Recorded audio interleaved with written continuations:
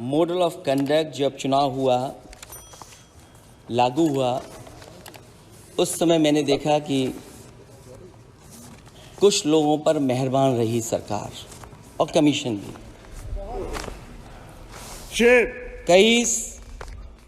मैं बहुत डिटेल में नहीं जाना चाहता हूं अध्यक्ष महोदय, लेकिन कहीं ना कहीं प्रश्न उस संस्था पे भी लगा है, और अगर उस संस्था पर प्रश्न लगा है तो लगाने वाली सरकार की वजह से लगा है। इसलिए अगर निष्पक्ष होगी वो संस्था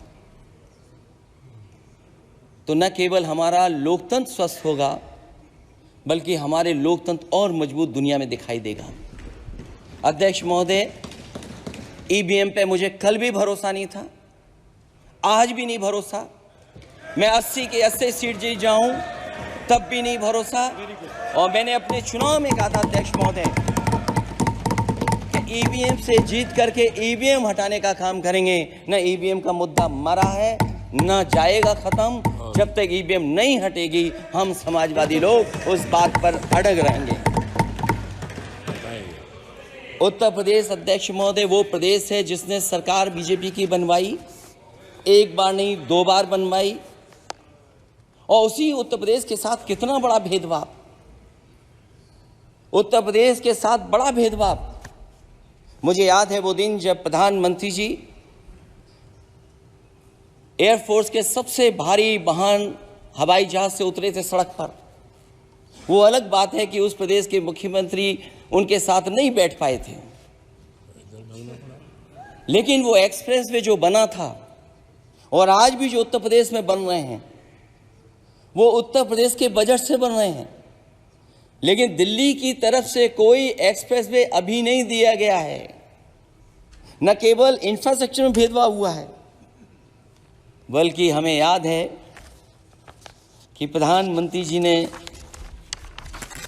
बड़े पैमाने पे गांव गोद लिए थे।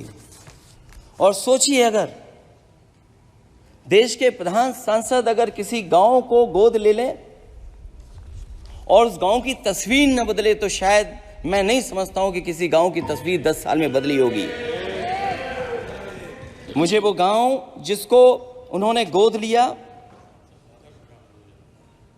जो प्रधानमंत्री जी की आदर्श योजना थी उसके तहत जो गोद लिया गया था गांव, वो 5 वर्ष पहले खूब शोर हुआ था कि बनारस शहर की तरह डोमरी में चमचमाने लगेगा एक गांव।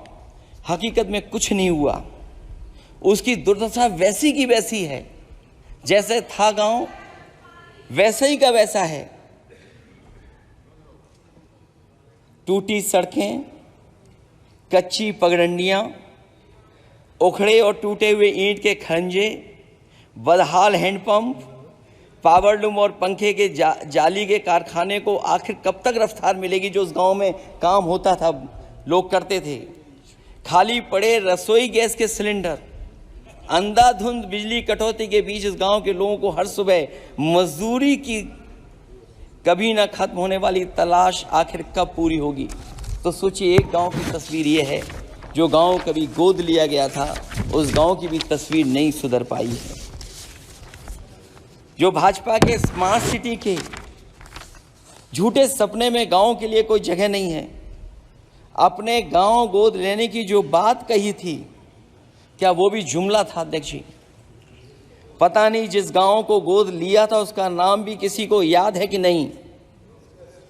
मैं नाम पूछ करके किसी को शर्मिंदा नहीं करूंगा, क्योंकि अगर नाम याद है तो ये तो और भी बुरी बात है कि अपने नाम याद रखने के बावजूद भी कुछ नहीं किया। जिसे गोद लिया जाता है उसे अनाथ बनाकर छोड़ देना अच्छी बात नहीं है। और अगर तस्वीर अध्यक्ष महोदय बदली हो 10 साल में उन तमाम गोद लिए हुए गांवों की, तो मैं सत्ता पक्ष के लोगों से कहूंगा जरूर इस सदन में बात रखें, जरूर बताएं आप। जो बात कभी अध्यक्ष महोदय कास्ट सेंसस की उठी थी, हम उस कास्ट सेंसस के पक्ष में हैं कि बिना कास्ट सेंसस के सामाजिक न्याय संभव नहीं है। सबको हक दिला पाना मुश्किल है। अध्यक्ष महोदय, राष्ट्रपति जी के अभिभाषण में अग्निवीर को लेकर के जो चिंता विपक्ष की थी और देश के नौजवानों की थी, वो चिंता वैसी की वैसी बनी है। अध्यक्ष महोदय, मैं ये कहना चाहता हूँ, मैं खुद मिलिट्री स्कूल से पढ़ा हूँ, मेरे साथ के बहुत बड़े पैमाने पे लोग फौज में हैं।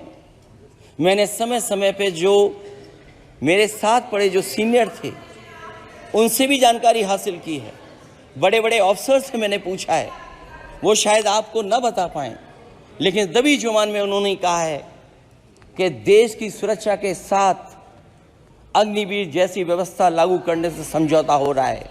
अध्यक्ष महोदय, किसी भी देश की सबसे बड़ी प्राथमिकता अगर कोई है तो वो देश की सीमाओं की सुरक्षा है। अग्निवीर जैसी व्यवस्था से कभी संभव नहीं है। अध्यक्ष महोदय, हम अग्निवीर व्यवस्था को कभी स्वीकार नहीं कर सकते हैं। आज नहीं कल, कल नहीं बाद में, जब कभी भी सत्ता में इंडिया गठबंधन आएगा, अग्निवीर व्यवस्था हमेशा हमेशा के लिए खत्म हो जाएगी। अध्यक्ष महोदय, जिन्होंने कहा कि हम आय किसानों की दोगुनी कर देंगे, आज किसान पूरा देश का देख रहा है कि उसकी आय कहां दोगुनी हो गई। और जिस तरह महंगाई बढ़ी है, सरकार बताए कि महंगाई इस बढ़ने पे उसकी आय कितनी होनी चाहिए। और जो इंफ्रास्ट्रक्चर की बड़ी बड़ी बातें की गई थी कि एमएसपी लागू करने के लिए एग्रीकल्चर सेक्टर का इंफ्रास्ट्रक्चर तैयार होगा, लेकिन जहां तक मैंने उत्तर प्रदेश में देखा है, अगर इस सरकार में एक भी नई मंडी बनी हो तो मुझे सरकार बता दे। अध्यक्ष महोदय, जो इंफ्रास्ट्रक्चर एग्रीकल्चर सेक्टर में बनाने की बड़ी बात कही थी, अगर सरकार की तरफ से एक भी मंडी 10 साल में बनी हो तो जरूर सरकार बताए। जो सरकार मंडी नहीं बना सकती है उस पर एमएसपी का भरोसा कैसे कर सकते हैं, जिन्होंने एमएसपी का भरोसा दिलाया था। हम अध्यक्ष महोदय आपके माध्यम से यही कहेंगे कि जो राष्ट्रपति के अभिभाषण में लीगल गारंटी एमएसपी को मिलनी चाहिए थी, वो क्रॉप्स को नहीं मिली है। न केवल फसलों को मिले बल्कि हॉर्टिकल्चर क्रॉप्स को भी एमएसपी देने का फैसला हो, जिससे कि हमारा किसान खुशहाल हो सके। साथ ही साथ ओपीएस की बात अभिभाषण में नहीं आई है। ओल्ड पेंशन स्कीम लागू हो, जिससे हमारे तमाम सरकारी कर्मचारियों का भविष्य बन सके।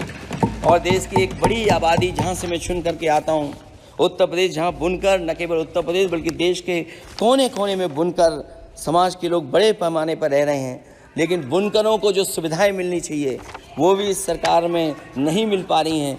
जो प्रदेश सरकारों ने कभी बुनकरों के लिए योजनाएं चलाई थीं, वो भी अध्यक्ष महोदय बंद कर दी हैं। मैं अंत में इतना ही कहना चाहूँगा कि इस सरकार ने नौजवानों को नौकरी नहीं दी है, नौकरी और रोजगार उनसे छीने